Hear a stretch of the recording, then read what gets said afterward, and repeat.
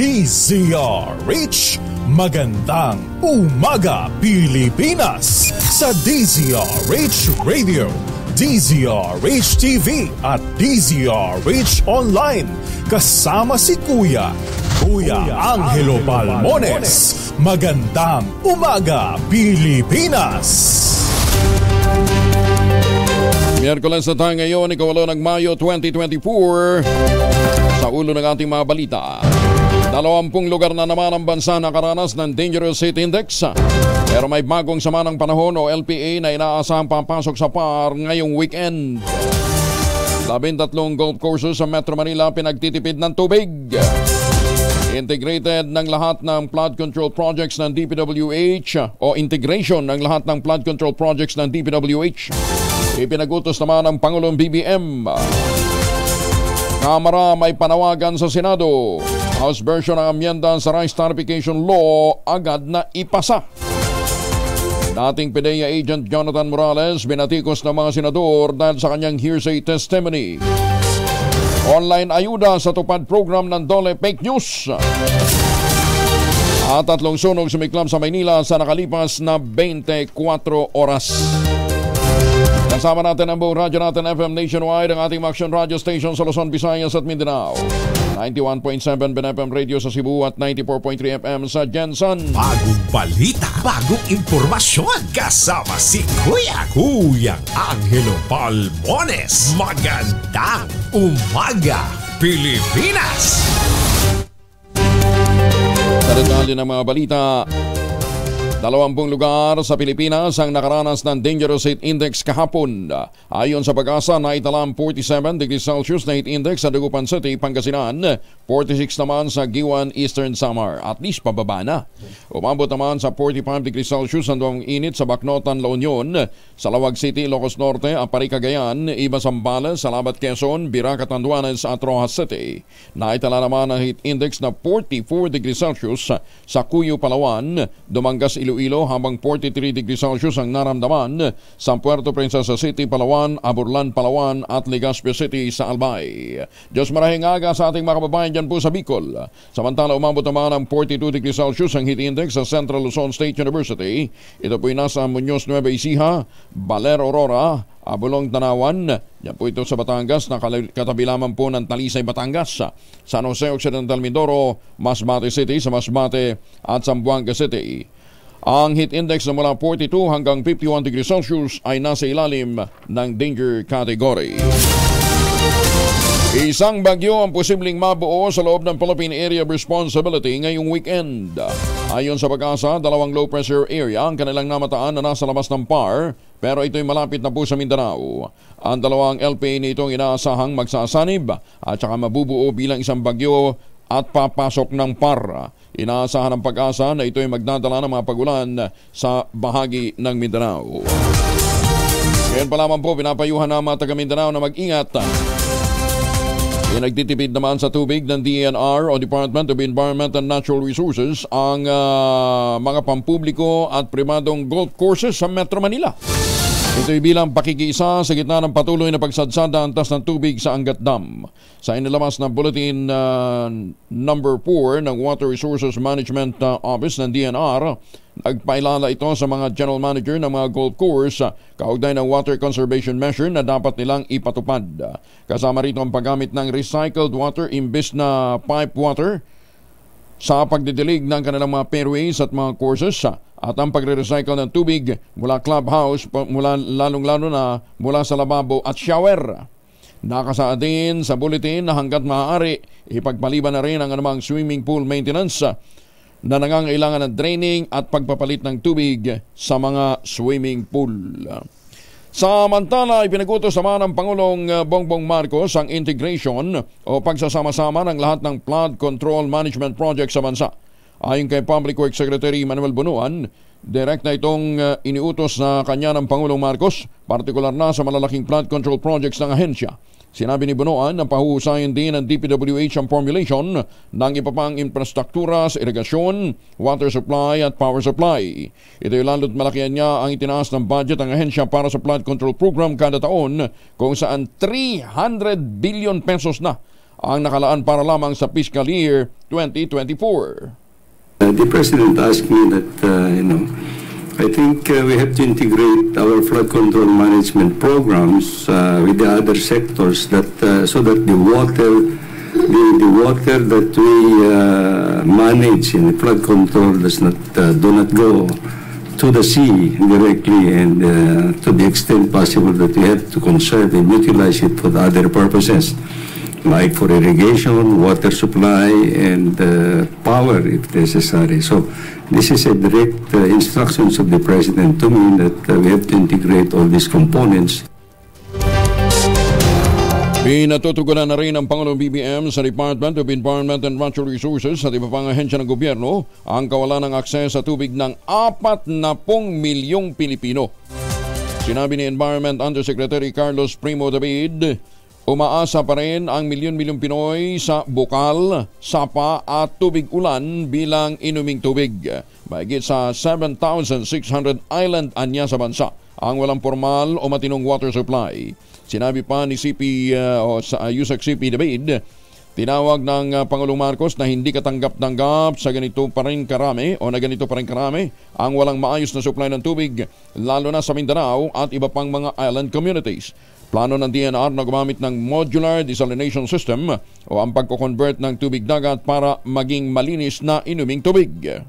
Strategiya na naisip namin para sa small island barangays at nakakasana po yan, nagsimula na kami nitong programa na to, ay bigyan sila ng fresh water, ng tubig pang inom through the desalination process. Inaprobahan naman ang House Committee on Agriculture and Food na pinamumunuan ni Quezon Representative Mark Berga ang panukalang amyendahan na ang Rice Tarification Law o RTL. Kasunod dito ng anunsyo ng Pangulong Bongbong Marcos Jr. na handa itong sertipikahan bilang urgent ang amyenda sa RTL. Pinasalamatan naman ni House Speaker Martin Romualdez ang komite sa mabilis nitong pag-aksyon sa naturang panukala at sa pamamagitan na niya ng pagbabalik ng mandato ng NFA, hindi na lamang ito makabibili ng palay mula sa mga magsasaka, kundi makapagbebenta na rin ng bigas direkta sa mga mamimili. Kaugnay nito, nananawagan naman si House Deputy Majority Leader Erwin Tulfo sa kanilang counterpart sa Senado, madali na ang pag-amyenda sa RTL para maibalik ang murang bigas ng NFA sa merkado. Iginagalak din ng mga pinuno ng mababang kapulungan ng Kongreso ang abot kamay na bigas na mas mababa sa 30 pesos per kilo ang presyo.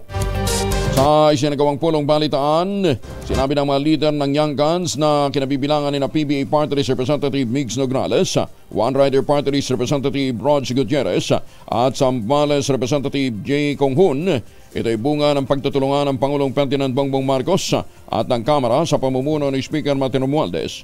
Ayon kay Nograles, makikita kung gaano kabilis kumilos ang Kamara para i-address ang mga concern ng Executive Department para sa kapakanan ng mahihirap na mamamayang Pilipino.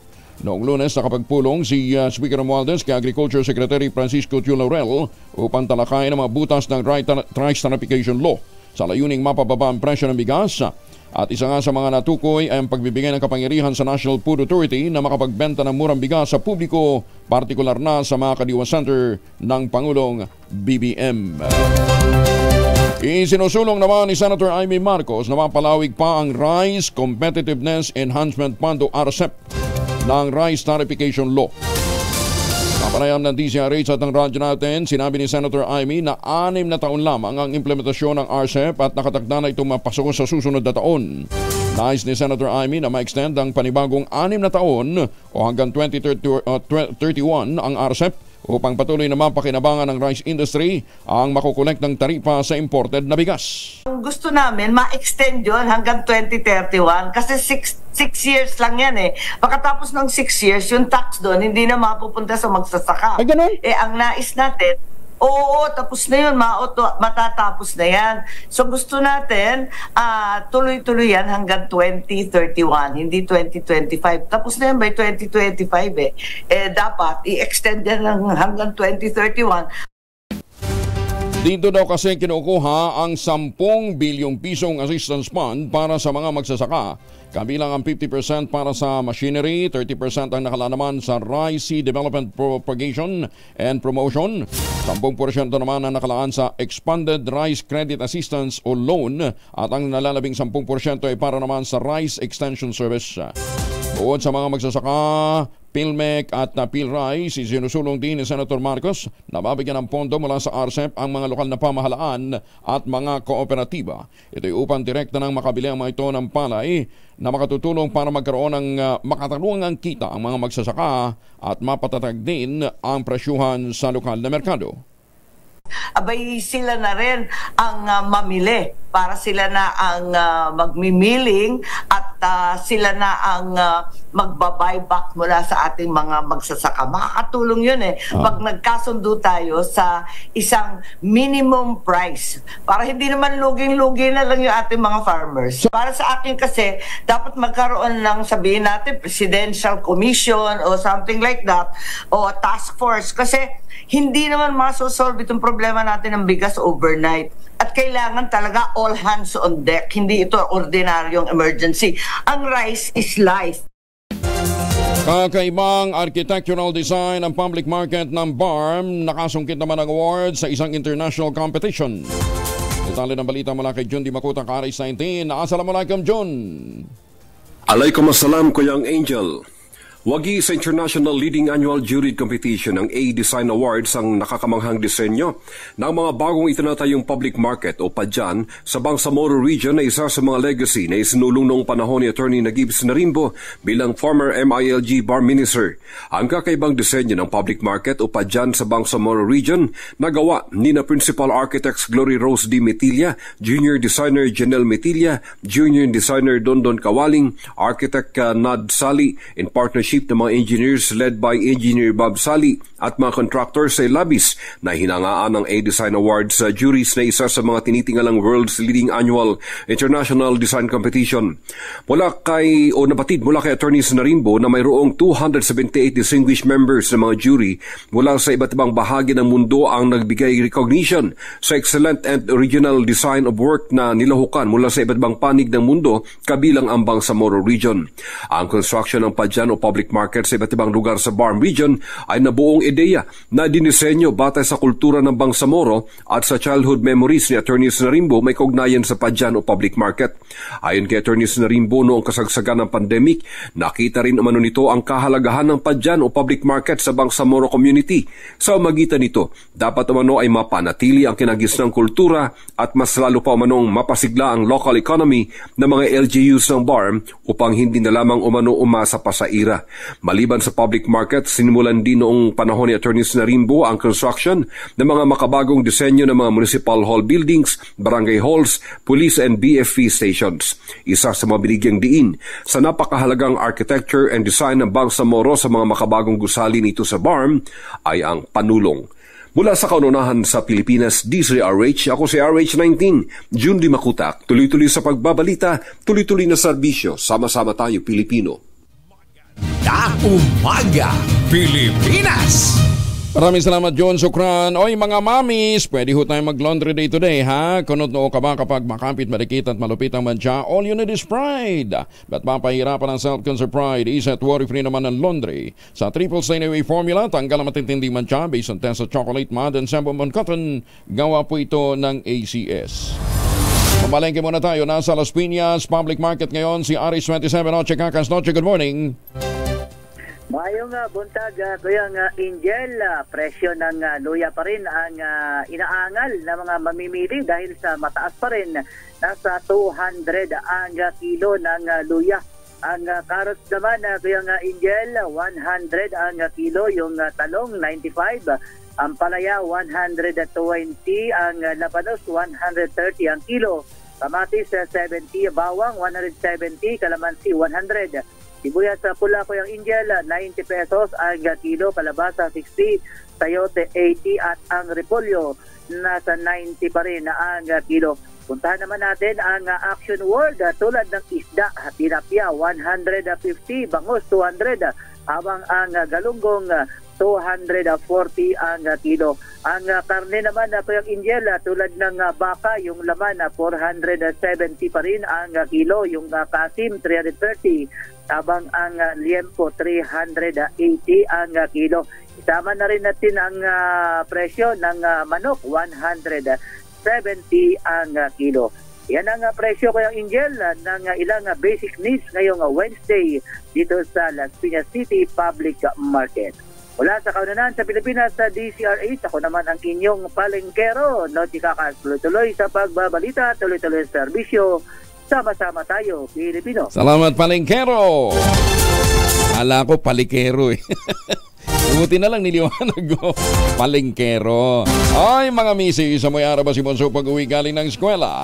Abay Italian sa germs sa katawan nila para labanan ang amoy araw at amoy pawis gumamit ang Shield Bath Soap regularly.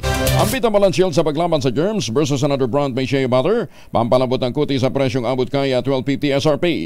Kaya mga misi, sa challenge you, subukan ng Shield Bath Soap. Galit sa sakit, may malasakit. Sulit na sulit.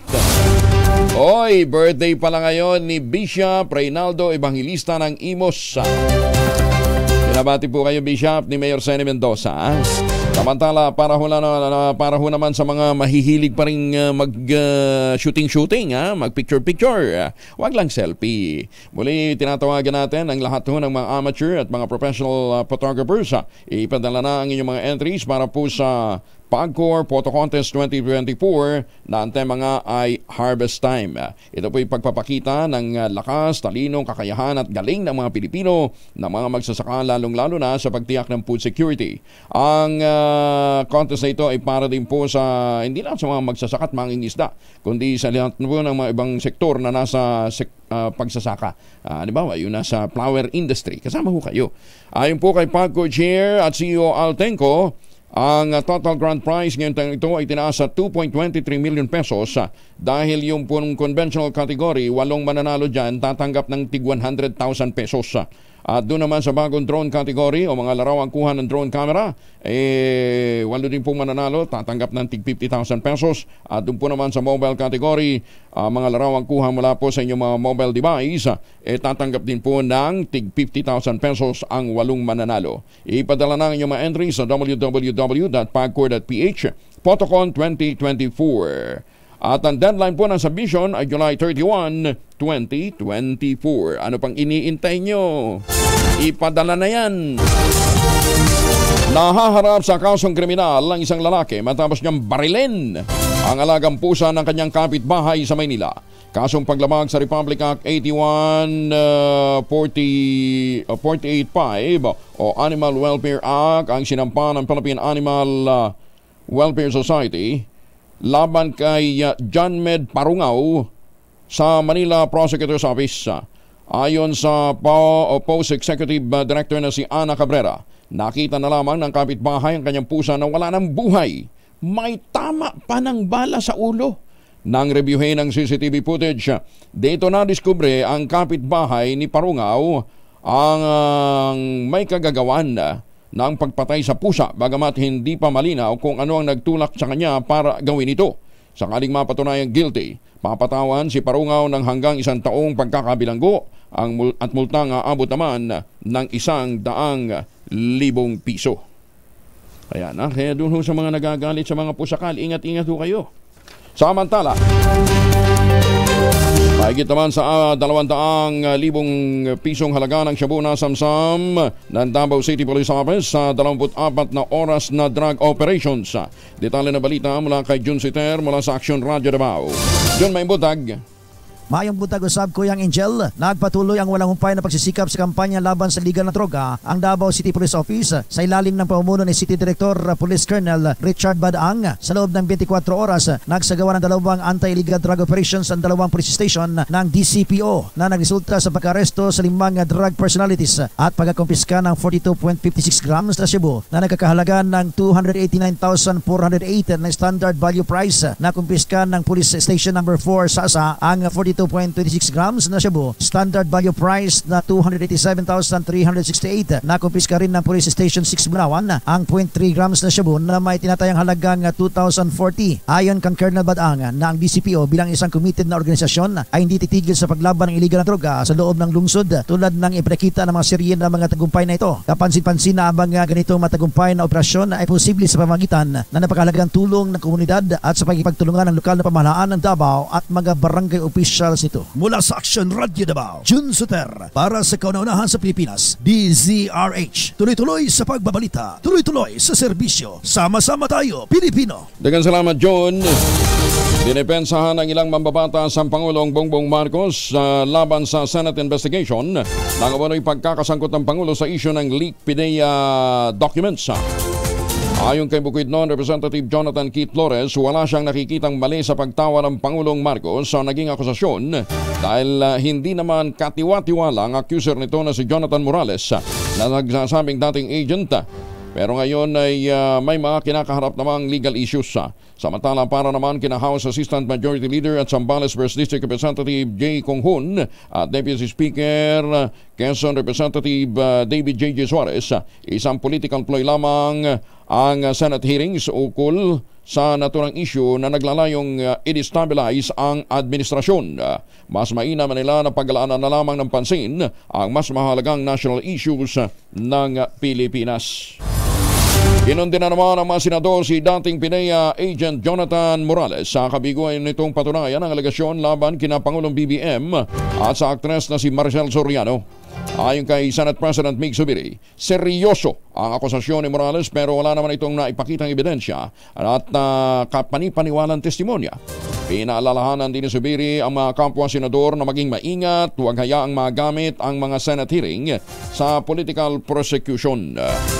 Tinawag naman ni Senator Jingo Estrada na sinungaling si Morales dahil napatunayan na wala si Marcos at si Maricel Soriano sa drug watch list ng PIDEA.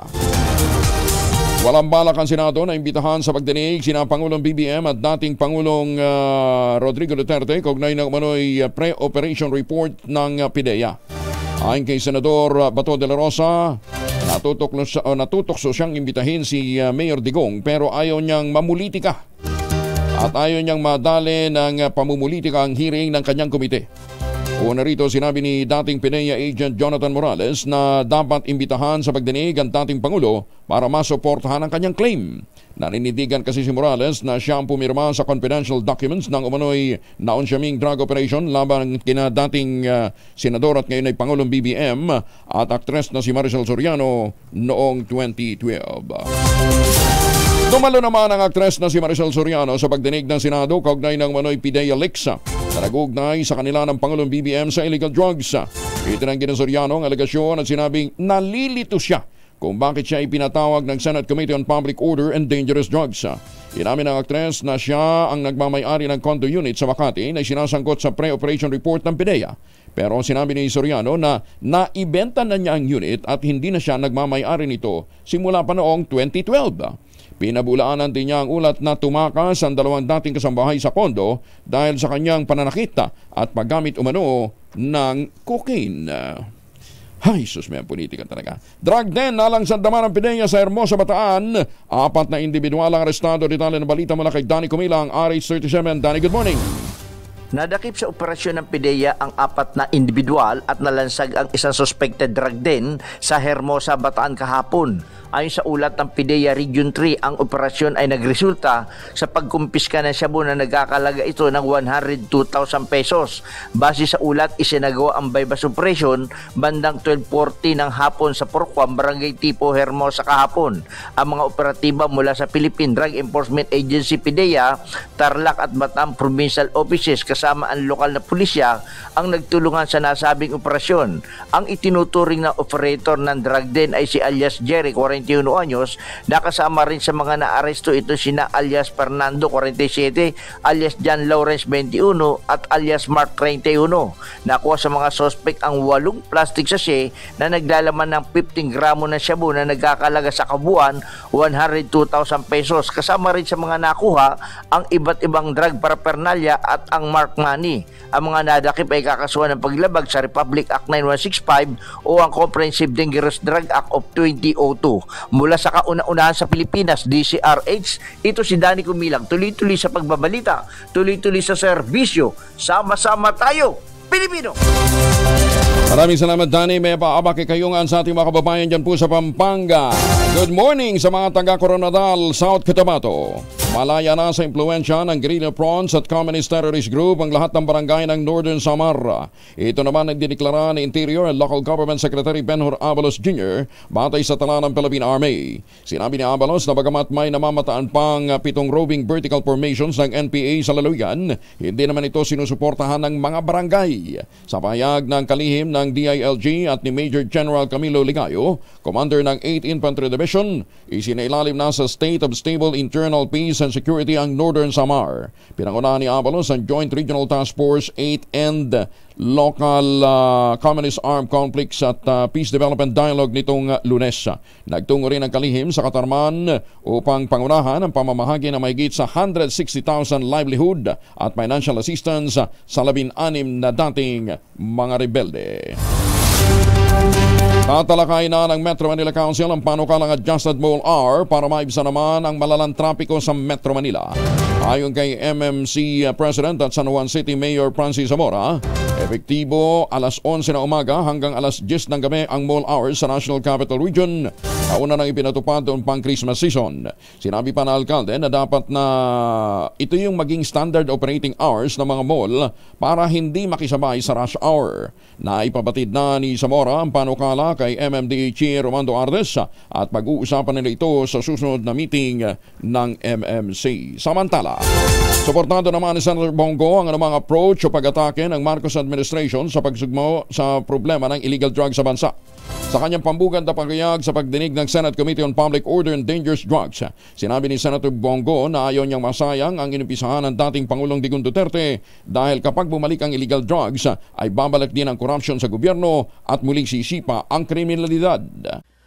Ukol naman po sa usapin ngayon ng kampanya laban sa illegal na droga, Mr. Chair. Ayaw nating masayang ang inumpisahan ni dating Pangulong Rodrigo Duterte dahil kapag bumalik po ang illegal na droga, babalik po ang korupsyon sa gobyerno, babalik po ang kriminalidad. Ano man po ang approach o atake ng administration ngayon, suportado ko ito basta ang importante ay tuluyang masugpo ang problema pagdating sa illegal na droga sa ating bansa.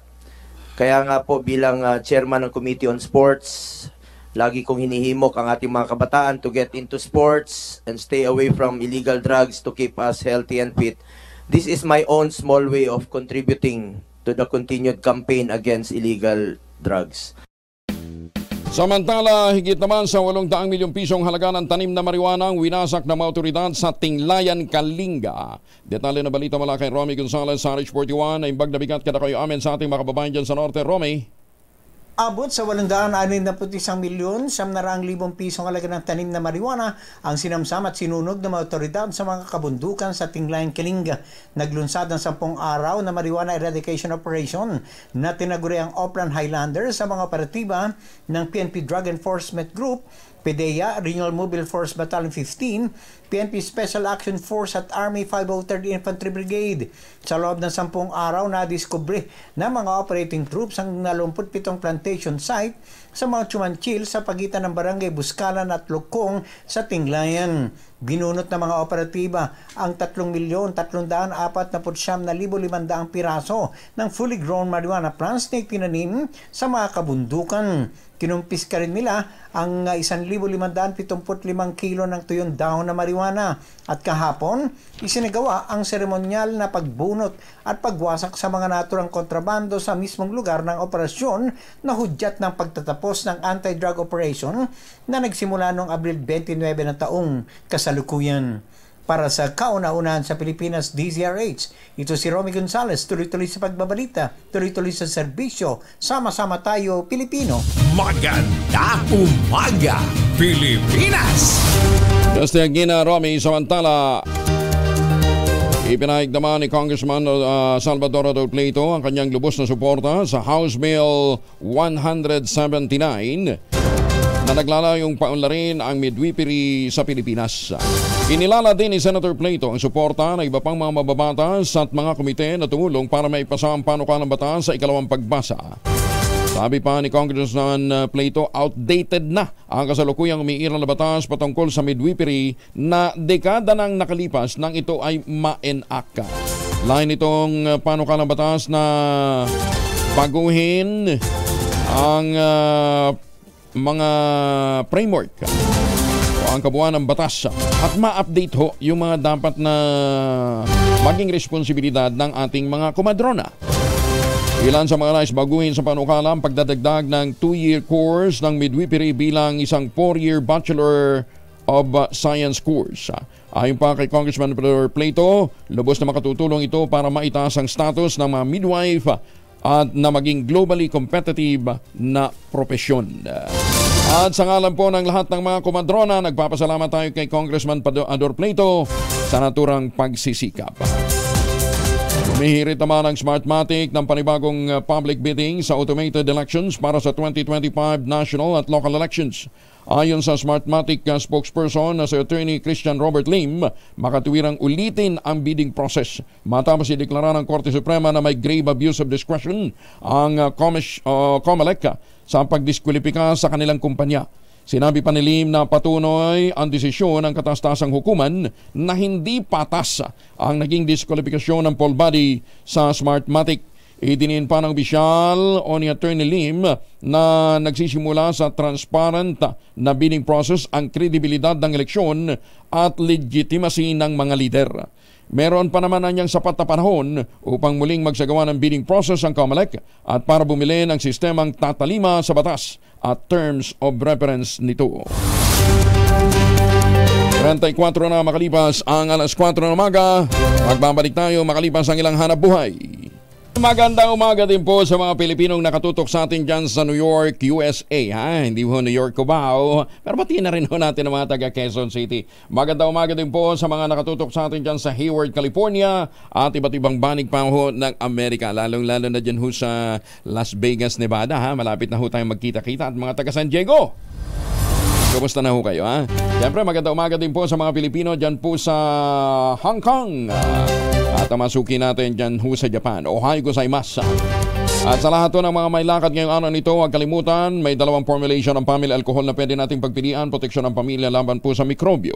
Yung family 70% isopropyl alcohol, especially prepared for clinics, hospital, pharmacies, laboratories, pero okay na okay din po yan sa mga households. Very effective sa disinfection at sterilization. Ganyan na bagsik ng family, 70% isopropyl alcohol, maghapon man natin gamitin, no problem. Hindi po manunuyong yung mga kamay dahil meron po itong moisturizer.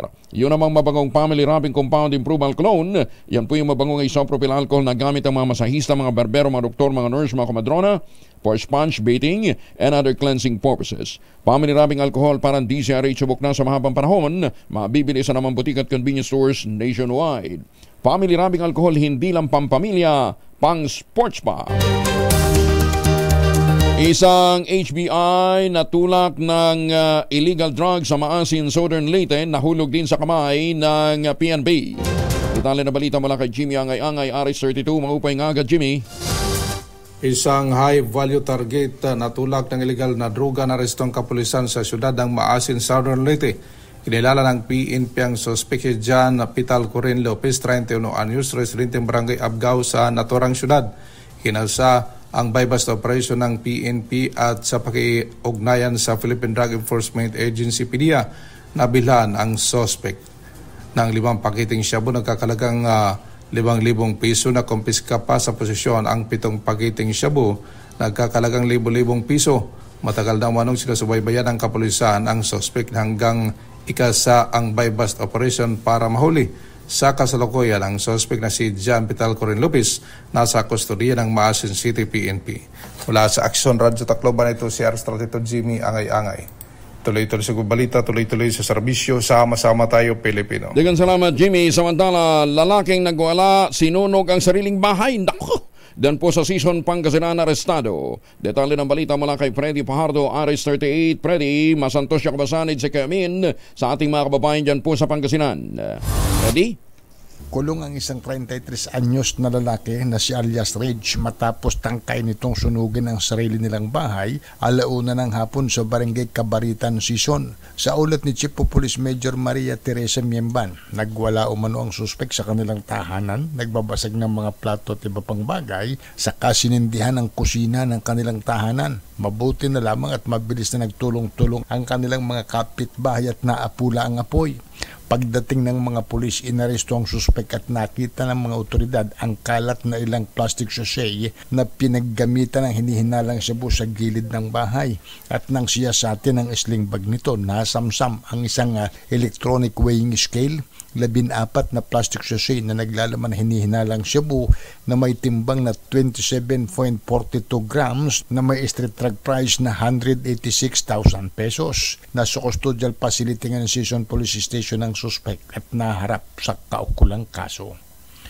Mula sa Action Radio Pangasinan, ito si Freddy Fardo, tuloy-tuloy sa pagbabalita, tuloy-tuloy sa serbisyo sa Masama Tayo, Pilipino. Maraming salamat, Freddy. Samantala, bahagyang tumaas ng 54% ng mga Pilipinong suportado ang charter change mula sa 52% noong Marso. Sa survey ng Tangeray, lumitaw na 90% ang pabor o strongly agree. 35% naman ang somewhat agree at 8% ang strongly disagree, 11% naman ang somewhat disagree. Hindi naman malaman kung anong posisyon ang natitirang 27%. Sino may sumusuporta o tututulan ng pag-iamyenda sa saligang batas. Pinakamaraming sumusuporta sa Chacha ay nasa hanay ng Class ABC na nasa 59%. At nagyon din mga nanggagaling sa Visayas na umabot naman ng 57%. Tumaas din ang kaalaman ng mga Pinoy tungkol sa konstitusyon pero may tuturing pa rin mababa na nasa 65%.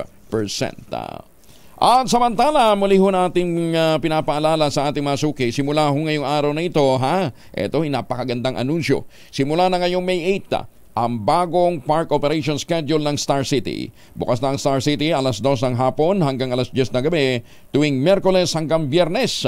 At mula alauna ng hapon hanggang alas 10 ng gabi tuwing Sabado at Linggo, effective May 8, 2024. Naku, tamang-tama. Ngayon ang huling pasok o huling araw ng pasok sa mga private schools, Sa public school. Matagal ba? Finals ngayon eh. Anyway, congratulations sa lahat ng mga magmo-move up pa. Maganda umaga, Pilipinas! At dahil kayo ho ay magmo-move up, eto na ang ating mahiwagang tunog. Mahiwagang tunog! Kung si Mil, 11,000 na po ang premyong naghihintay sa ating mahiwagang tunog. Basta huwag niyong kalimutan, ang clue, pagka ginamit po ito, kinakailangan mag-disinfect ka muna ng sarili. O kaya maghugas ka muna ng kamay. Kadalasan ang ginagamit ay Shield Bath Soap. Ayan, Ang inyo pong masagot, ipadala ho ninyo sa 0919-282-6485. Sa mga sasagot sa atin online, dapat meron ho tayong Sharer's Badge muna. Sharer Badge. Ayan, Okay?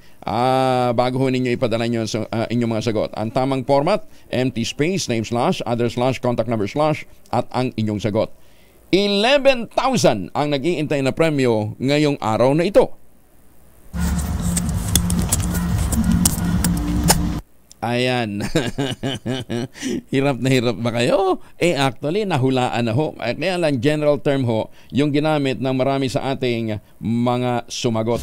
Maganda umaga, Pilipinas! Sa pagsali ng 3 ladies hall, umakyat na sa 100 ang bilang ng mga miyembro ng Lakas Christian Muslim Democrats o Lakas CMD sa Kamara de Representantes. Nanumpa sina Congresswoman Ching Bernos ng Lone District ng Abra, Christine Tutor ng 3rd District ng Bohol at Julien Jam Baronda ng Lone District ng Iloilo kay Speaker Martin Romualdez, ang presidente ng Lakas CMD Party, sa isang simpleng seremonya sa Speaker's Office ng Kamara.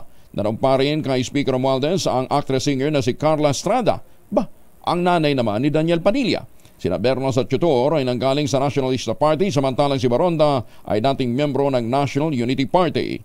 Matatandaan na noong March 18, nanumpa naman sina Leyte 5th District Representative Carl Nicolas Cari, Samar 2nd District Representative Reynolds Michael Tan, at Cebu 1st District Representative Rhea May Gulyas bilang miyembro din ng bilang mga bagong miyembro ng Lakas. Maganda umaga, Pilipinas! May babala po ang Department of Labor and Employment sa mga nanloloko online gamit ang tupad program ng ahensya. Sa panayam ng DCRH at ng radyo natin kay Labor Secretary Benvenido Laguesma, binigyan din niya na wala silang online registration para sa tupad. Pinabulaanan din ni Laguesma ang mga post na nagsasabing may makukuhang ayuda na 6,000 hanggang 10,000 piso ang mga mag-a-apply para sa naturang programa. Abiso pa ng kalihim kapag may hinihingi ng pera kaugnay ng programa, kaagad na magduda sa intensyon nito kapalit ng o kahit pa mga empleyado mismo ng DOLE ang sinasabing lumalapit. Mas mabuti anyang pumunta na lamang sa mga munisipyo sa kanilang lugar o sa tanggapan mismo ng DOLE para mag-apply. Meron pong mga naglalabas po ngayon sa social media, nagpo-post po na nag-a-advertise na pwede na raw pong mag-apply sa tupad online at may pinapangako na halaga. Yung isa hong post ay medyo 6,000, yung isa naman ay 10,000. Ang binibiktima mga kababayan natin sa Ilocos Region. Ito pong tupad, ito ay tulong panghanap buhay sa mga disadvantaged at displaced workers. Hindi po ito pinanganganlandakan at sinasabing mag-apply kayo, makakakuha kayo, lalo na kung mayroon kayong mga anak na nag-aaral. Hindi po ito binabayaran. Pag mayroon po nagsasabi na babayaran, lalo na po kung mga taga-DOLE yan, maghanda na po kayo. At siguro kailangan magbalot-balot na rin kayo dahil hindi po tama na tayo ginagamit natin ang ating katungkulan sa pamamagitan po ng pagsasamantalas. Ayan, oo nga naman. Tsaka bakit? Basta may hinihingi na hong kapalit, magduda na ho kayo dyan, ha? Maganda umaga, Pilipinas! Ito naman, para ho sa ating mga kababayan dyan sa abroad at sa mga Pilipinong nagbabalak na magbigay ng regalo ngayong Mother's Day, sa linggo na po yan, ha? Nandyan po yung tangerine chocolate. Ito ho, gawang lokal, pero looks and taste global. Ayan, ha? Kaya kung pauwi ng Pilipinas, wag na bumili ng mga imported. Dito na sa Pilipinas, tumawag lang ho kayo, mag-text sa 0919-095-5935 o dili kayo mag-message ho kayo sa tangerinechocolate.ph.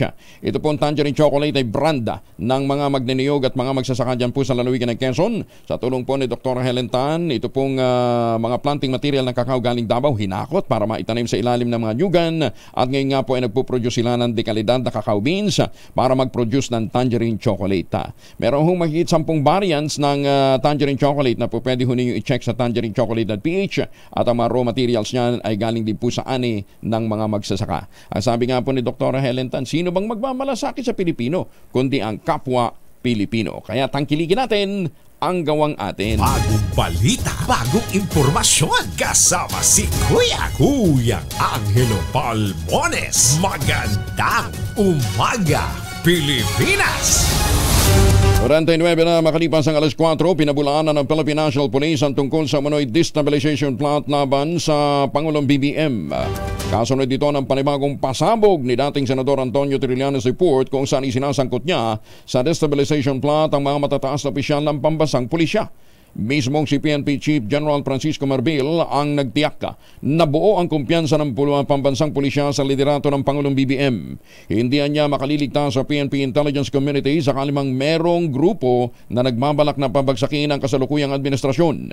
Nakiusap din ang PNP kay Trillanes, iwasang idamay ang PNP sa ganitong mga gimmick o mga usapin dahil nakatutok ang pulisya sa pagtupad sa mandato para sa bayan. Ginisa naman sa pagdinig ng Senado si dating PIDEA Agent Jonathan Morales kaugnay ng manoy pre-operation report laban kina Pangulong BBM at sa aktres na si Maricel Soriano. Inaakusahan ni Senador Jengo Estrada na nagsisinungaling. Naninira lamang si Morales lalo't hindi naman ito mapangalanan ang kanyang informant. Tinawag pa ni Estrada na polluted source si Morales na naninindigan na siyang nagproseso ng dokumento kung saan nakasaad na nagna-drug session sina Marcos at Soriano sa isang condo unit sa Makati noong 2012. Nagalit din sa Estrada na hindi masagot ni Morales kung kailan siya nasibak sa serbisyo samantalang tanda raw ng senador kung kailan siya nakulong.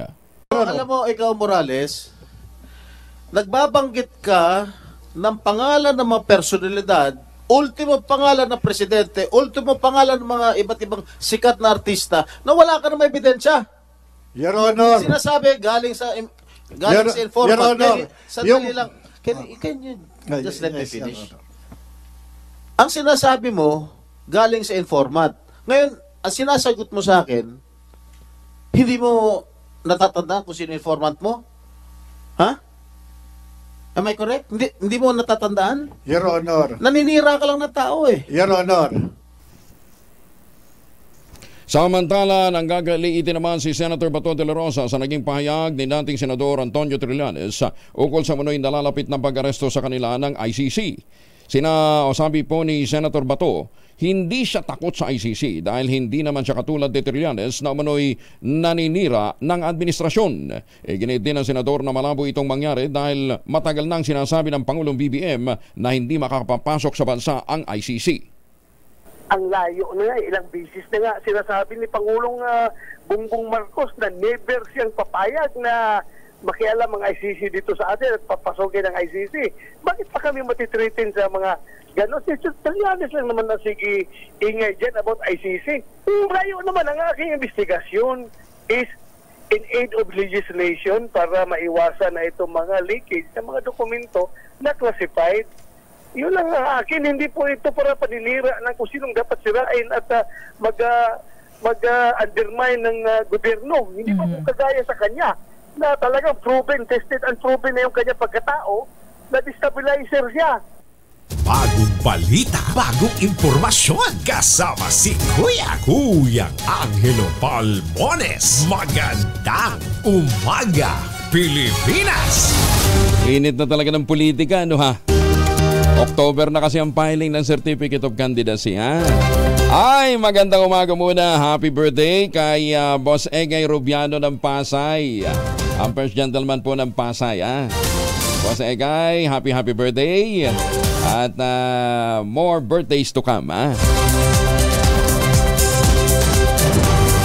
Magandang umaga din kay Mayora Emmy, ano ha? Happy viewing naman kay board member Bing Solis ng Romblon. Kaagad din itong gumising at para tumutok sa mga balita at mga development, ha? Magandang umaga din kay PGM Week Biloso ng GSIS. At syempre kay Mayor Senny Mendoza na kanina pa ho nakatutok ho sa atin. At kay Justice Max De Leon na maaga din hong bumabangon para wag malate sa opisina. Tatlong insidente naman ang sunog ang naitala sa Metro Manila simula Lunes ng gabi hanggang kahapon ng umaga. Dakong alas 9 ng gabi noong Lunes na masunog ang ikawalong palapag ng Reach Royal Tower sa Binondo, Maynila. Tumagal ng 12 oras ang sunog, tumupok sa MC Gold Prime Ventures Incorporated na pag-aari ng isang Chinese national habang umabot ito sa ikatlong alarma bago na apula. Tatlong bumberong nahirapang huminga habang inaapula ang sunog at tinataya namang nasa 15 million pesos ang halaga ng pinsala. Samantala sa Sampaloc, Maynila pa rin, nasunog ang isang barangay hall at katabing 3-door apartment na nasa Masbate Street kung saan muntik pang matrapang chairman ng barangay 575 pero nailigtas din. Ayon sa Bureau of Fire Protection, nako! Electrical wiring na naman, dispalinghadong electrical wiring, ha? Walang faulty electrical wiring dahil gumagana eh, no, ha? Anong tawag dito? May term tayo dun eh. Ang tawag dun, system overload. Ayun. Ang dahilan ng sunog habang inaalam pa ang halaga ng pinsala. Sa Malate naman, 100 pamilya na wala ng tirahan nang masunog ang nasa 40 kabahayan sa pagitan ng Benitez Street at San Andres Street sa barangay 724. Ligtas naman ang lahat ng residente at walang naiulat na namatay o nasunog o nasugatan sa naturang sunog. Ingat-ingat ho tayo, ha? Ay, sus, may mabuti na lamang ho ay maagap ho ang mga fire volunteers. At huwag natin kalimutan ang offer pa rin ho sa atin ng Westchester Realty na pinakamurang ready for occupancy unit sa buong housing industry ngayon with easiest term, 5% lamang ang down payment, pwede pang gives, pwede pang hulugan. Ito po yung sa Sibera Bacolor Severa Mabalacat at Samira. Ayan, At napakalapit namang ho niyan sa Clark International Airport at Clark Economic Zone. At kung pag-uusapan po mga amenities, nasa loob ho mismo ng township. Yung pong munisipyo, simbahan, eskwelahan, palengke, mga groceries, kumpleto na ho kaagad doon. Plus other amenities. Kaya ano pang iniintay po ninyo? Ito parang yan ang pangarap na magkaroon ng sariling bahay sa presyong abot kaya. Napakagandang investment po nito dahil 7 days after takeout ng Pag-ibig Housing Loan, pwede ka nang maglipat bahay kaagad. Plus, kung ngayon ho kayo bibili o magpapareserve sa 0996-501-5555 o dili kaya sa 0947-434-5555, may chance ho kayong manalo ng 3-for-2 sa anumang Asian destination. Siyempre, galingan nyo para tumama ang inyong dart kung ang target nyo ay papunta na Japan, Taiwan, Singapore, Hong Kong o Thailand. Gagalingan ho ninyo. Kung hindi pa rin kayo maswerte para sa 3-for-2, marami pang nag-iintay na premyo sa Summer Premiere promo ng Westchester Realty. 0996-501-5555 at 0947-434-5555. Magandang umaga, Pilipinas! 4 na minuto na lamang, alas 5 na ng umaga. Number 1. Impormasyon kasama si Kuyang Angelo Palmones. Magandang umaga, Pilipinas! Professor Andy Pereira, magandang umaga po sa inyo. Frederick Maranon dyan ho sa Hong Kong, maaga nga din daw ho silang bumabangon. Okay, kumusta na si Kuya Mike? Samantala, baka kayo ho stress ang buhay, kulang ho sa tulog, pagod, tsaka syempre ang dami hong mga stressful activities na nangyayari. Ibuso natin ang ating immune system, labanan po natin ang puyat at tsaka yung kakulangan po ng tulog kasi minsan pagkapuyat ka talaga, sama ng gising mo, di ba? Tapos pagharap mo ng salamin, parang hindi ka pa nag-glow. Kaya dyan ho pumapasok ang Ultabayo, ang kauna-unahang postbiotic food supplement na rekomendado po ng mga doktor at ito po ay rehistrado sa Food and Drug Administration. Ang ginagawa po ng Ultamayo, mayroon ho itong taglay na mga dead organism. Pero pagpasok nito sa ating katawan, ina-activate ang commander ng ating immune system. Ito yung tinatawag na plasmacytoid dendritic cell. Ito ho yung commander ng ating immune system na nagsasabi sa mga toxins, lumabas kayo sa katawan ng aking bossing. Yan. Pagkatapos pagising ho natin, dahil malalim yung ating tulog, maabot tayo doon sa stage 4, yung ba talagang nananaginip ka na ng mga magagandang panaginip, Huwag masama kasi bangungot natin nun.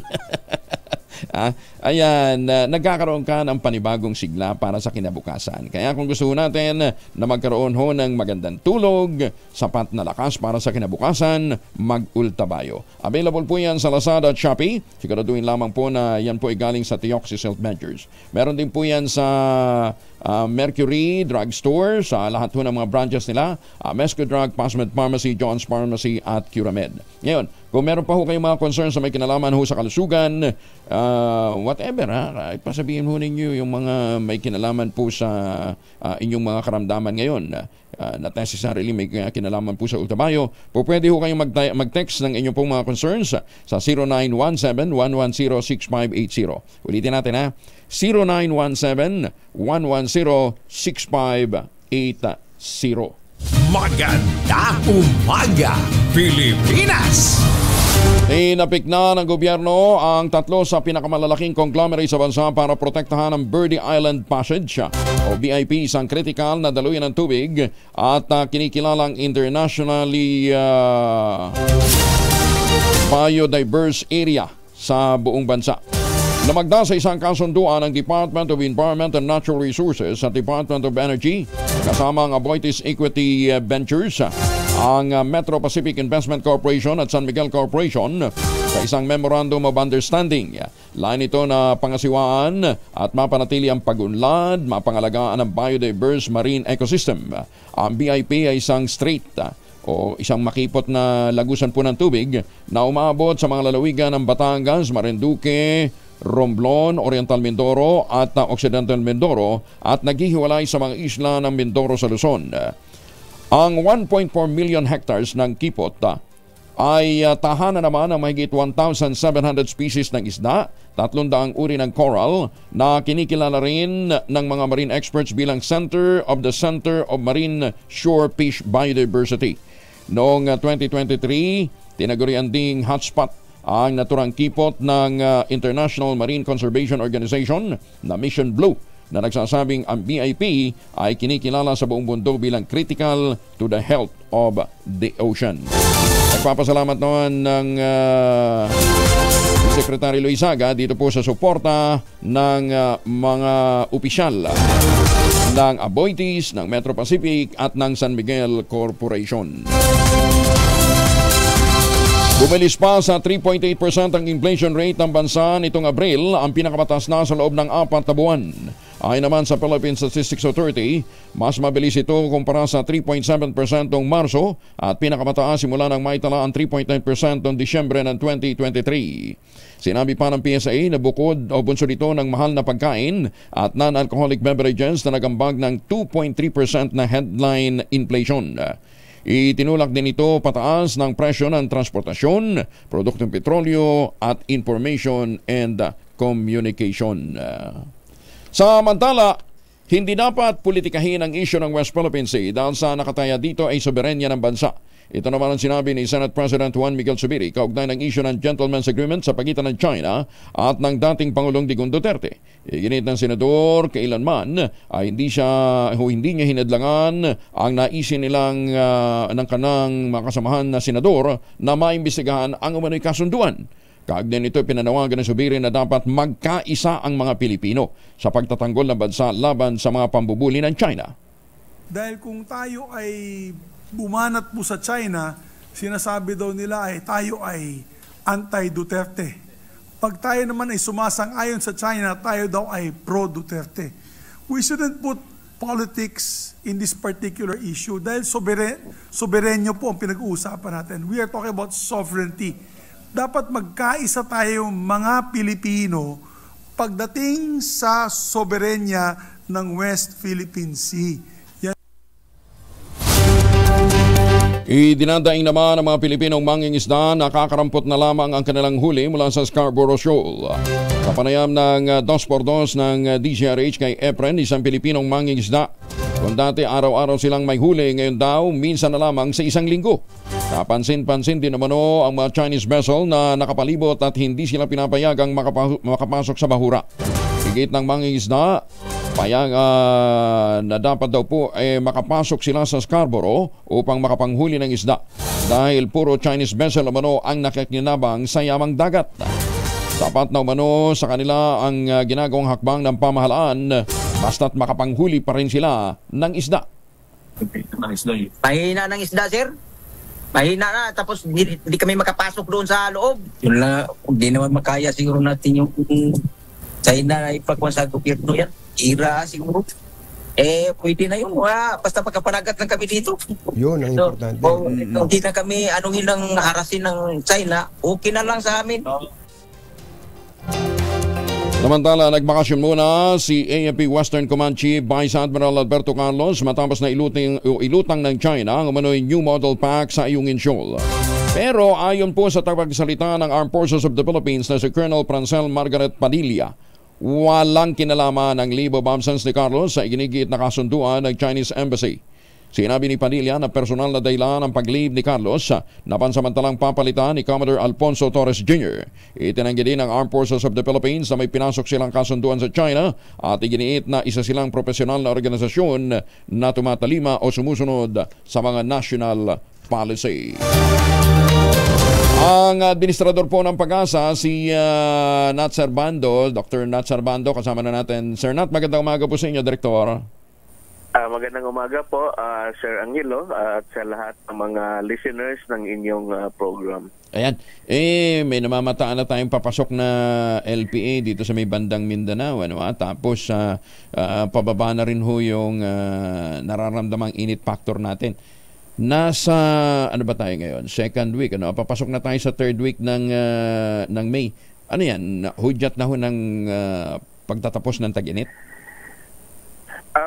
Actually, on the average, ang tag-ulan natin ay pumapasok sa, kung hindi man during the last half of May, particular na last week of May hanggang first week of June.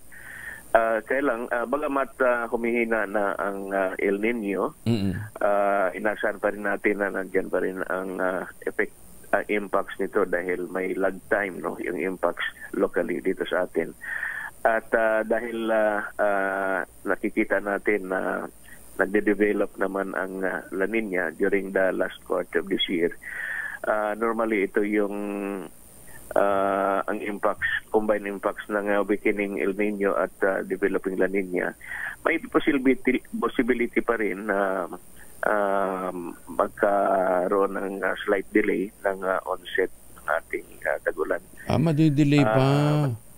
May possibly 50-50% chance na slightly ma-delay. Pero pag sinabi natin slightly ma-delay, mga weeks lang yon? Hindi naman buwan? It might be within June 1 to 15. Tama nga po yung nakita towards the weekend base sa forecast assessment natin. May LPA nga na namumuo dito sa east part ng Mindanao. Dalawa pa nga eh. At binabantayan po natin na may potential po ito na mag-develop into a tropical depression. Tapos yung track niya talagang tatama sa lupa. Yes, dalawang senaryo. Ang isang senaryo ay ito ay mag-cross ng Visayas at ang isang senaryo naman ay lalapit dito sa may eastern part of the country, and then particular na Visayas and Bicol, then moving towards the eastern part of Luzon at then magre-record without crossing landmass. Kalupaan natin dito sa Luzon area. Kaya binabantayan po namin ito kung ano man ang mga developments at ito po ay ipaalam natin sa ating mga kababayan. Kasi the past few days, di ba, tinamaan ng malakas na ulan ang Hong Kong, tapos sumunod din ang Indonesia, no? Nandiyan na yan sa vicinity natin eh. Di ba? Yes. Oo. Sana po magbigay po ito ng mga pag-ulan na talagang kailangan natin at kahit pa paano din ay mga karagdag na bumaba. Oo. Pero wag naman sana isang bagsak. Baka pwede installment. Kasi sa Dubai ang lupit eh. Binagsak yung good for 1 year na ulan. Yeah, tama po. Kung bigla namang buhos, ito ay paminsala naman po. Yun nga eh. Okay. So, ang sinasabi natin, madidelay ng konti ang pagpasok ng tag-ulan, bagamat may mga areas na inaasahan nating makakaranas ng mga pag-ulan towards the weekend. Yes, and normally, inaasahan din natin later part of May. May mga tatawag nating afternoon showers dahil may mga localized thunderstorms na yan. Bagamat hindi makapagbigay ng substantial amount of rain, but kahit paano ay makakaranas tayo ng mga rain showers across the country, particular na sa Visayas at Mindanao. Mukhang dapat agahan pala ang Flores de Mayo, ano ha? Para hindi ulan yun ang prosesyon, di ba? Oo. Yeah. Kaya lang, nakaschedule talaga yan towards the end of May eh. Yes, tama po. Ayan. Anyway, sige, Sir Nat, maraming salamat ha. Magandang umaga po sa inyo. Walang anuman po. Muli magandang umaga sa ating lahat. Ang administrador ng Pag-asa, si Dr. Nathaniel Servando. Ayan, ha? Yung tumama sa may bandang Hong Kong, di ba? Biglaan din yun. May dalawa pang Pinoy na nasaktan eh. Tapos dito naman sa Indonesia, nakaranas na rin sila ng matinding mga pag-ulan. Kaya sa mga kababayan natin dyan sa Mindanao, paghandaan itong dalawang papalapit na LPA na posibleng magsanib puwersa. Maganda umaga, Pilipinas! Pero kung meron tayong mga paghahandang dapat gawin, isama natin sa ating emergency kit ang family alcohol. Dalawang formulation ng family alcohol na pwede natin gamitin proteksyon ng pamilya laban po sa mikrobyo. Yung family family, 70% isopropyl alcohol. Especially prepared for clinics, hospital, pharmacies, laboratories, pero okay na okay din po sa mga households. Very effective yan sa disinfection at sterilization. Ganyan ang bagsik ng family, 70% isopropyl alcohol. Maghapon man natin gamitin, no problem. Hindi po manunuyo ang ating mga kamay dahil meron po itong moisturizer. Yun namang mabangong family rubbing compound improved alcoholone. Yun po yung mabangong isopropyl alcohol na ginagamit ng mga masahista, mga barbero, mga doktor, mga nurse, mga kumadrona for sponge bathing and other cleansing purposes. Family rubbing alcohol para hindi siya reachable na sa mahabang panahon. Mabibili sa naman butik at convenience stores nationwide. Family rubbing alcohol, hindi lang pampamilya, pang sports pa. Maganda umaga, Pilipinas! 11 minuto na makalipas ang alas 5 na umaga. Informasyon kasama si Kuyang Angelo Palmones. Magandang umaga, Pilipinas! 16 na minuto na makalipas ang alas 5 na umaga. Kasama na natin si Attorney Christian Robert Lim, ang tagapagsalita po ng Smartmatic. Attorney, magandang umaga po sa inyo. Good morning po. Opo, mas kabisado niyo yung takbo sa COMELEC dahil minsan ho kayo naging commissioner doon. Ang sinasabi ho ninyo, meron pang pwede pang ihabol kung sakasakaling magkaroon man ng legal remedies yung pagkakadisqualify sa Smartmatic? Medyo po, may isang taon pa tayo no, bago magka-eleksyon. No? Nasa Mayo pa lang tayo, kung maalala ko. Noong 2016, yung COMELEC, 8 months lang na nagawa nila yung eleksyon. No? Bagong machines lahat yun. No? Maalala ko pa, sa June, nagsasubmit pa ng bidding yun. Ng mga bid documents yung mga bidders. Tapos yung August, yung notice to proceed at saka yung pirmahan ng kontrata. So kaya kung sa kaya. Marami ring hadlang noon, yung 2016. No? Sa March ng 2016, may utos pa yung Supreme Court na kailangan may resibo yung mga machines. So kailangan ulitin lahat, no? Ayusin lahat ng mga machines. So in 2 months, no, na-reconfigure ulit lahat ng mga machines para may resibo. So pinakaya yun, no? So sa ngayon, we have 1 year. That's more than enough time, no, to prepare for the election. Pero yung desisyon ho ng Korte Suprema, ang sinasabi nila, hindi pwedeng maging retroactive yung effect ng kanilang desisyon, yung pagka-disqualify sa Smartmatic. So ano hong magiging legal remedy na nakikita ho ninyo? Siguro po, as of now, no, hindi pa rin na-release yung official decision. No? So gusto namin pag-aralan. Wala pa rin kaming kopya ng actual decision. No? So, kung may basihan talaga, the reasonable, the logical choice will be a motion to file a motion for reconsideration. Okay. Or to clarify. Or to clarify, no? Pero naniniwala kayo, kasi ang sinasabi ho ng COMELEC, attorney, the bidding process, may sinusunod na time frame alinsunod sa provision ng law ng procurement process. Opo, ang sa amin yung 2016, ang bidding process nagsimula, nag-decide, no, nung inantay namin yung pag-appoint kina Chairman Andy Bautista, Commissioner Guanton at saka Chairman Abbas, no? They were appointed in May. Tapos yung na-appoint sila, nag-decide ng COMELEC to go for a 2-track bidding, no? Kasi 2-track in a sense that pinabid po namin, ang isa is to refurbish the old machines or to get a brand new machine. So, sa May namin din-decide noon at saka ang nangyari, tapos may 3 weeks na publication, tapos June, kaya June na yung submission ng bids, no? And ito sa competitive bidding, no? May mga nag-bid, hindi lang isang bidder. Yun kasi talaga nakapagdududa. Bakit naman iisa lang talaga yung nag-qualify? sa dami ng mga po pwedeng mag-bid, ano? Bakit iisa lang talaga yung nag-qualify? Kaya nagkakaroon ho talaga ng duda eh. Di ba? Sa akin po, no, mas maganda ngayon, ayusin na lang yung process para walang duda sa 2025 election. No, to be transparent the bidding process. Ang sa akin, hindi ko man sinasabi mananalo yung Smartmatic. Ang sa akin, just keep the bidding fair. No? So, everybody can participate. Then, the best bidder win. No? And this time, kung sakasakaling i-open nga uli yung bidding, sasali ho kayo? Opo. Sasali po kami. Kaya lang, October na kasi ang filing eh. Hindi ho ba maapektuhan yan? Hindi naman po. Yung sa 2016, ganun din. No? Sa 2015, October Di ako sure, 1 to 5 pa yung filing ng COC. Ganon din, pareho din, no? Kahit yung bidding, kahit September na nag-deliver ng unang mga prototype, inabot naman po. So you're saying as early as now, i-correct na natin yun, dapat i-correct? Yes, opo. Habang maaga pa, habang para walang kaduda-duda. Opo. Kung sino talaga dapat. No? Okay. Attorney, maraming salamat po. Thank you for joining us this morning.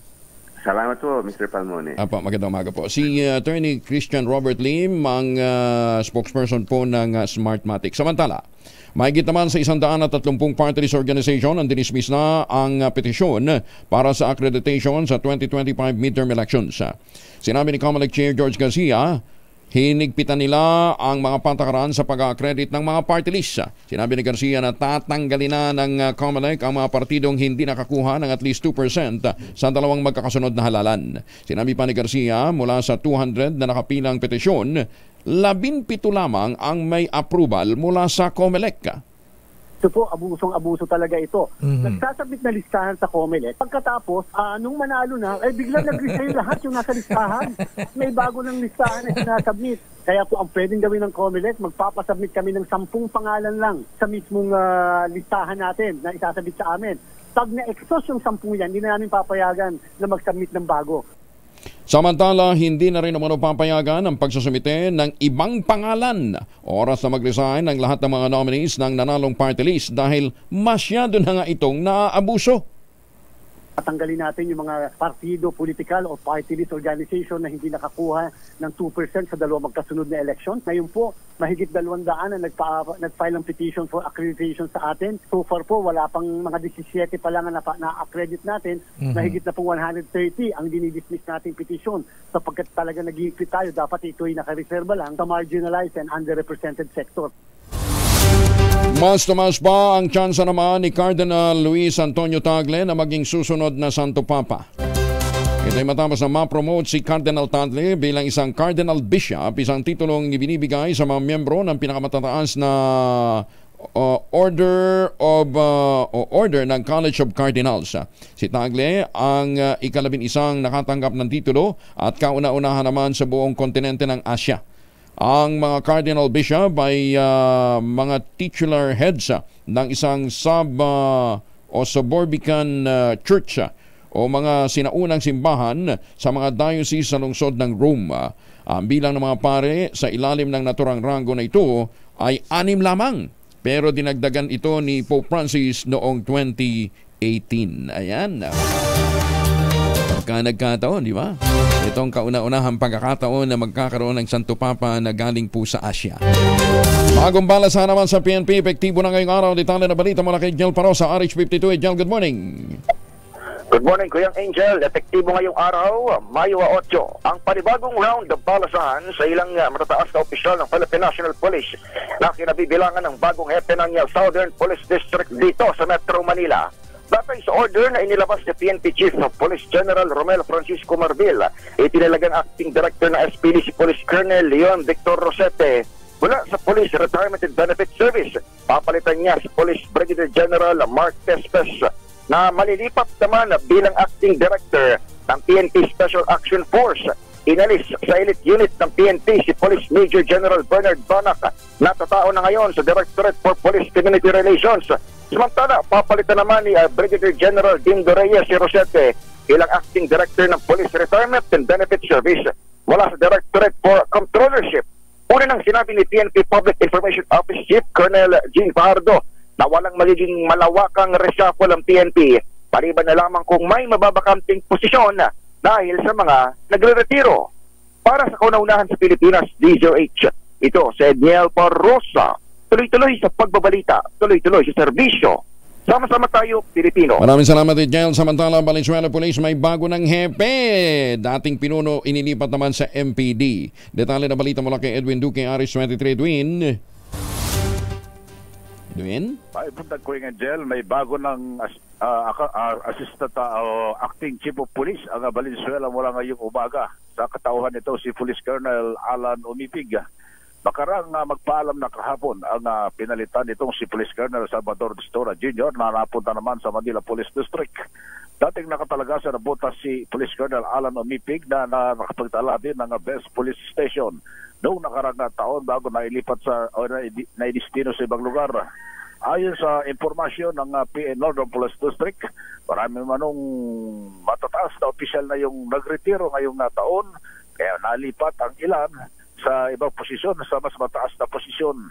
Samantala, nakatakdang bibisita rin ngayong umaga si NCRPO Chief Police Major General Jose Melencio Nartetes sa Northern Police District para sa iba pang detalye kaugnay sa ibang destino ng mga pulis sa Northern Police District. Wala pa rin sa kanana sa Pilipinas, DZRH, ako si Aris Tortotre, Edwin Duque, tuloy-tuloy sa pagbabalita, tuloy-tuloy sa serbisyo. Sama-sama tayo, Pilipino. Maraming salamat, Edwin. Oy, sa mga magre-regalo sa kanilang mga girlfriend. Mother's Day naman eh. Kasi bakit kung girlfriend pala, di ba? Pero mother na. Pwede. Basta sa mga nanay, nare-regaluhan ho ninyo. Huwag niyong kalimutan, nandyan po ang Tangerine. Ang Tangerine Chocolate po ay produkto ng mga magdiniyog dyan po sa lalawigan ng Quezon. Sa tulong po ni Dr. Helen Tan, isa rin pong nanay. Yung pong mga planting material ng kakao galing Davao, hinakot dyan po sa lalawigan ng Quezon para maitanim sa ilalim po ng mga nyugan. Kaya ngayon, ang ating pong mga magniniyog, mga magsasaka, nagpo-produce na ng sariling brand ng kanilang tsokolate, ang Tangerine Chocolate. Available sa 0919-0955-935. Sabi nga po ni Dr. Helen, sino bang magmamalasakit sa Pilipino, kundi ang kapwa Pilipino. Kaya tangkilikin natin ang gawang atin. May mahigit 10 variants po ang Tangerine Chocolate. I-check po ninyo sa tangerinechocolate.ph. At ang mga raw materials sa ginamit niyan ay galing din po sa ani ng mga magsasaka. Kaya, ito pong Tangerine Chocolate. Thing is global, pero gawang lokal. Yan, proud Philippine made. Magandang umaga, Pilipinas! Mega job fair ng Pasay City, kasado na bukas May 9. Teka, ngayon ang birthday ni Boss Egay. Bakit bukas niya? Hindi. Dinali na balita mo lang kay Noche Kagasari 27 Noche. Good morning. Mayong buntag, kaya Angel, kasado na bukas sa May 9, araw ng Huwebes, ang Mega Job Fair na ikinasa ng Pasay City Local Government Unit sa anunsyo ng Pasay Public Employment Service Office o PESO. Gaganapin ito kayang Angel ang job fair sa SM Mall of Asia Music Hall. Magsisimula ang Mega Job Fair mula alas 12 ng tanghali hanggang alas 4 ng hapon. Dahil dito kayang Angel, inaanyayahan ng PESO ang mga job seeker i-scan at magparehistro gamit ang QR code sa pamamagitan ng pag-follow sa kanilang official Facebook page ng PESO Pasay para sa iba pang detalye. Sa kaugnay naman nito kayang Angel, gaganapin rin ang job opportunity sa building skills sa commitment signing upang pagtibayin at paunlarin sa daw ang job generation at skills building sa Pasay City na pangungunahan naman ni Mayor Amy Calixto Robiano at iba pang opisyal mula sa private company. Balat kananan sa Pilipinas, DZRH, ako si Natika Castle tuloy sa pagbabalita, tuloy-tuloy serbisyo. Sama-sama tayo, Pilipinas. Magandang umaga, Pilipinas! Maraming salamat, Noche. Minor de edad na babae ginahasa ng kanyang half-brother sa Cagayan. Ano ba naman yan? Detalye na balita mula kay Grace Ansano, RH25. Grace, good morning. Good morning, Angel. Arestado ang isang lalaking pinaguriang top ito yung provincial top 1 most wanted person matapos niyang ihain ang warrant of arrest dahil sa kasong statutory rape o panghalay o panggagahasa sa minor de edad niyang half-sister. Nangyari ito mismong sa loob ng tahanan na minsan lamang sa bayan ng Davao, Cagayan. Sa datos o ito sa report ng Cagayan Provincial Police Office, ang akusado ay isang 20 anyos, isang construction worker at walang asawa. Sa ito ginagawang follow-up investigation, unang nangyari ang panghahalay noong 2023 at nauli pa ang pangyayari ito ngayong January 2024 sa takot nitong biktima na nagsumbong sa kanyang mga magulang at binabantaan umano itong papatayin. Pero hindi na nga masikmura nitong half-sister kaya nagawa na niyang isumbong sa kanyang nanay. Dito na kumilos ang PNP matapos nga nilang iparating ang pangyayari na pag-alaman na tuwing nag-iisa at silang dalawa lamang sa loob ng bahay, nangyayari ang ganitong masakit na panghahalay sa biktima. Sa kasalukuyan ay sinasuhan na nga na itong suspect. Yan ang ating update. Ito si RH25, Grace Vera Sanzano. Tuloy-tuloy sa pagbabalita, tuloy-tuloy sa serbisyo, sama-sama tayo, Pilipino. Maganda umaga, Pilipinas! Maraming salamat, Grace. At antabayanan po ninyo, mamaya, si Sherwin Alparo ay nag-iikot na sa Tayuman, Maynila. Kaya lakasanan ninyo inyong mga radyo. Baka sakasakaling kayo matsyempohan ni Sherwin Alparo. Ha? Oras mo na sa buong kapuluan, 31 na makalipas ang 5 ng umaga. Sa mga suki natin dyan sa Lantern o Giant Lantern Capital of the Philippines, the city of San Fernando, Pampanga. May pabaki kayo nga sa ating mga suki dyan po sa Pampanga. Napakalapit lamang din po dyan ng mga proyekto po ng Westchester Realty. Yung pinakamurang ready for occupancy unit ngayon sa housing industry. Yung si Vera Mabalacan, si Vera Bacolor at Samira. Napakalapit lamang po niyan sa Clark International Airport. Mantakin ho ninyo, 5% lamang ang down payment, pwede pang gives. With 10,000 pesos all-in down payment, pwede ka na maglipat bahay agad after 7 days ng take-out ng Pag-ibig Housing Loan. Kaya paano ba hinihintay po ninyo? Ito pa rin ang pangarap na magkaroon ng sariling bahay sa presyong abot kaya na napakalapit lamang po sa Clark International Airport niyan at Clark Economic Zone. Kaya napakagandang investment. At kung ngayon ho kayo bibili at magpapareserve sa 0996-501-5555 o dili kaya sa 0947-434-5555, may chance pa kayong manalo ng 342 sa Japan, sa Taiwan, sa Singapore, Hong Kong o Thailand. At pag hindi pa rin kayo sinuwerte, pwede pa kayong makadali ng iba pang mga pangunahing premyo sa Summer Premiere Promo ng Westchester Realty.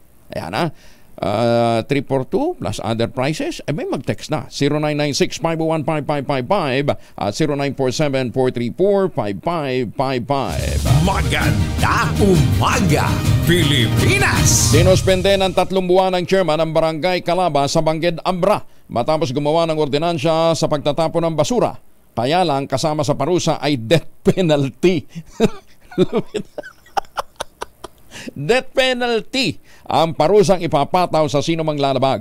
Batay sa ordinansya, sino mang mahuhuling nagtatapon ng basura sa hindi tamang oras at lugar ay papatawa ng 1,000 pisong multa sa unang paglabag. 1,000 pesos na may kasama pang community service sa second offense at pangatlo, babarilin na sa ikatlong pagkakataon.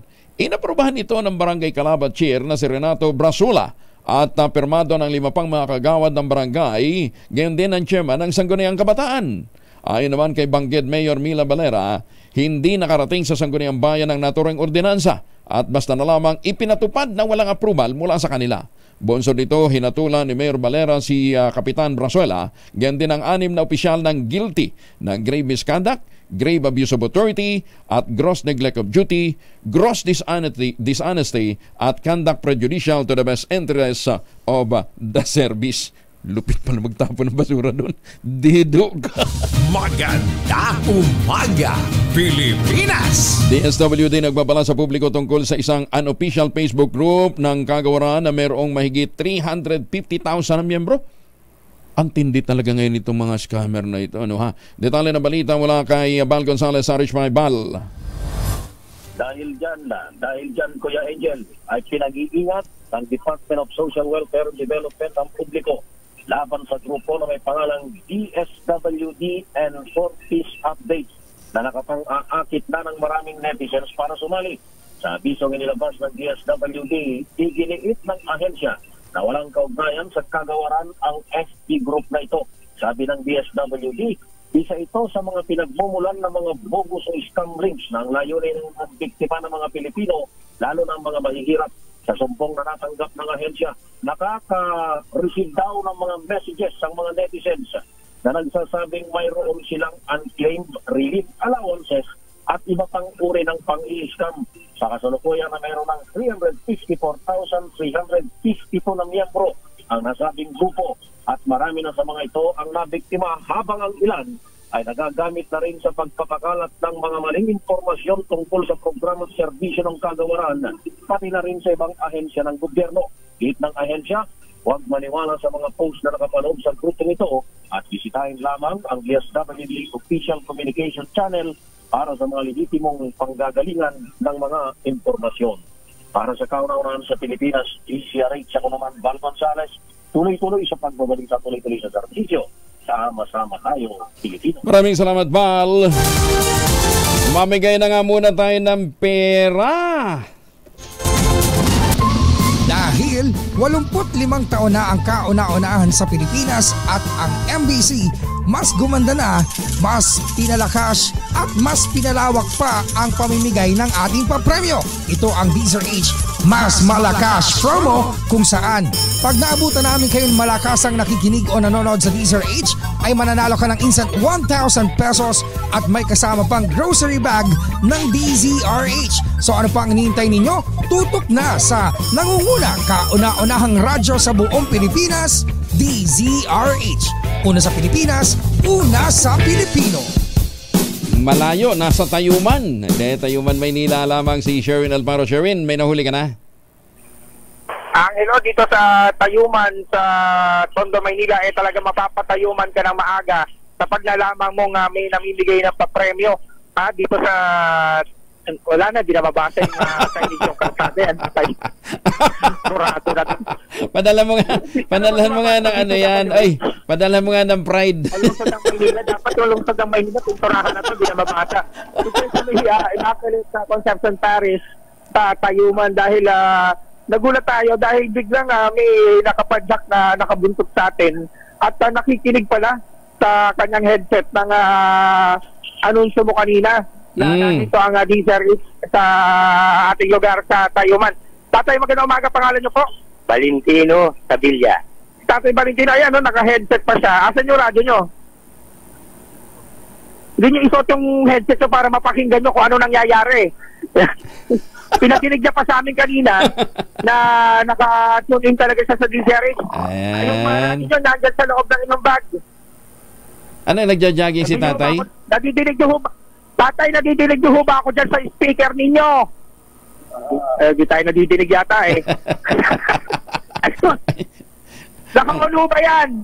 Naka-on. Naka-on. Ayan. Sherwin. At napapakinggan nyo rin si Angelo Palmones. Si Angelo Palmones. Si Angelo Palmones ang pinakikinggan. Anong paboritong programa tuwing umaga? Magandang gabi, Pilipinas. Pilipinas pala. Magandang umaga, Pilipinas. Ayan.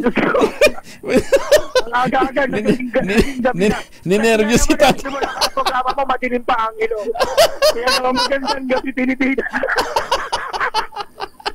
Hindi, comedy lang si tatay.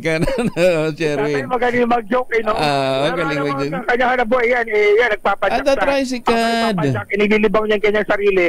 Dala-dala niya ang kanyang radyo at meron siyang headset. Yan, para mapakinggan niya kung ano yung mga nangyayari. Sherwin. At sino paboritong announcer pag umaga, tatay? Angelo Palmones. Angelo Palmones. Dahil paborito mo si Angelo, meron kang 1,000 pesos. Ayan, no? At syempre, meron ka rin pampapogi, tatay, dahil alam namin, yun mo napaka-groovy ni tatay. Oo nga, slim na slim si tatay, Oo, di ba? Groovy. 68. 68 na si tatay, ha? Parang 67 lang. Senior citizen si tatay. Oo. Senior na, pero hindi halata, di ba? Oo. Nagawa ko dyan sa DZRH t-shirt.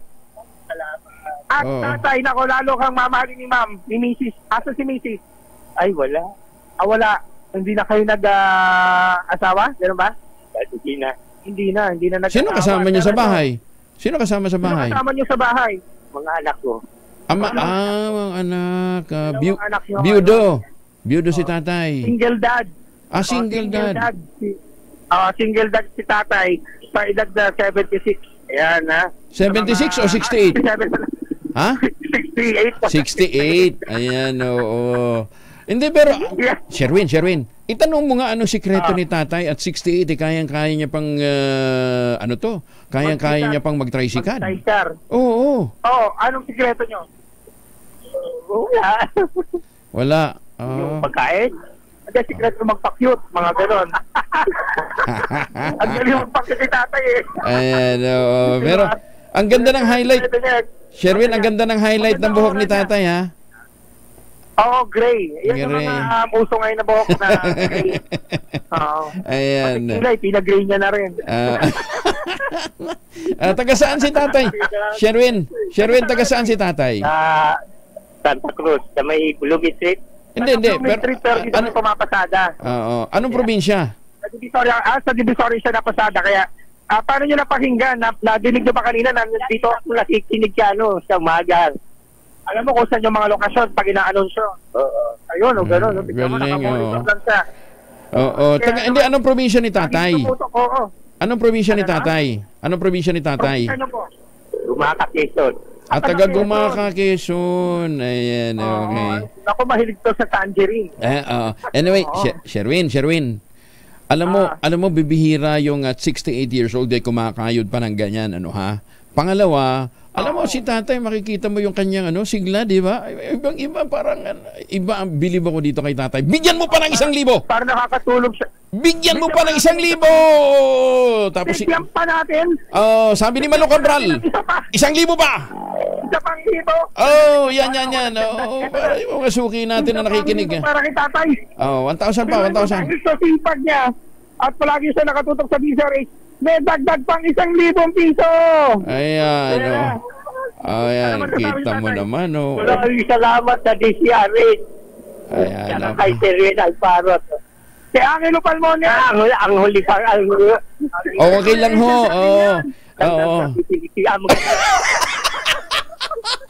Sabi ko na nga ba, magandang gabi Pilipinas talagang tinututukan niya.